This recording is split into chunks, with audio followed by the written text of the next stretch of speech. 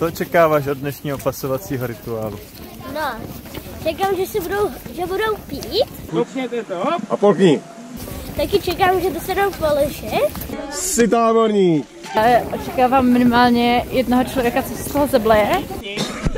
Já se teda bojím všeho, co teďka řekl tady Lukáš. Takže jako bojím se hodně. Luky, a co říkáš na to, že jdeme na jiné místo, než vždycky chodíme? No, jsem na to, já jsem zvyklý na rališku. Tam se mě vlastně pasovali. Ale jelikož není sníh, tak musíme jít od tady dolů, nevím, jak se to tady jmenuje. Ale těším se hodně na to. Tak rozhodně asi nějaká jako nová etapa, že možná jako začíná něco nového. A... Matildo, budeš dneska pasovaná?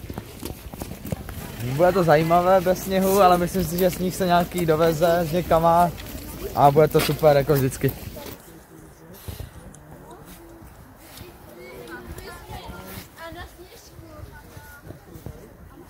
Všichni se shromážděte tak, abyste mě slyšeli.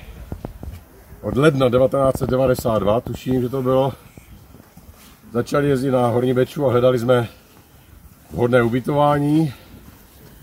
Začínali jsme na chatě Brian, která je vlastně hnedka vedle sjezdovky. Nebyl tady v té době polovina chalup, nebyly tady zasněžovací systémy. Bydleli jsme i na chatě, která se jmenovala Mír, nevím, jak se jmenuje teďka. To tehdy bylo 1,40 m sněhu a jeden den jsme dělali závody popás ve sněhu v lyžácích. Nezapomenutelný zážitek.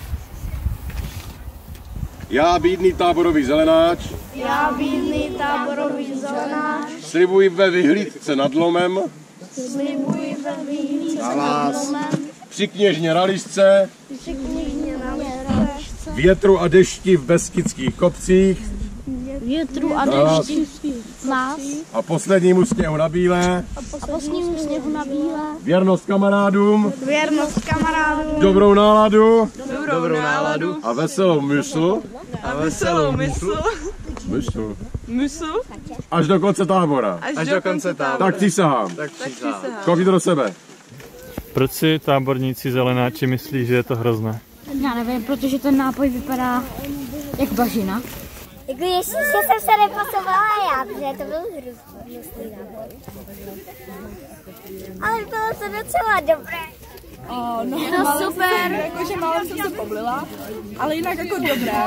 Takže na to jakože prostě to pití nebylo moc v pohodě. Hrozný.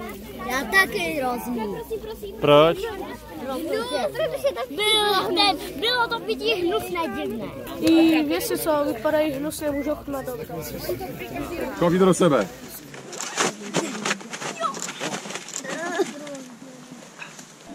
Dobrou chuť. A polkni. Polkni to. Jsi táborník.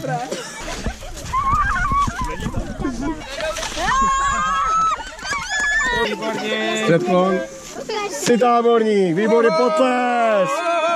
Budeme zima z toho sněhu. Jsi táborník. Děkujeme, super.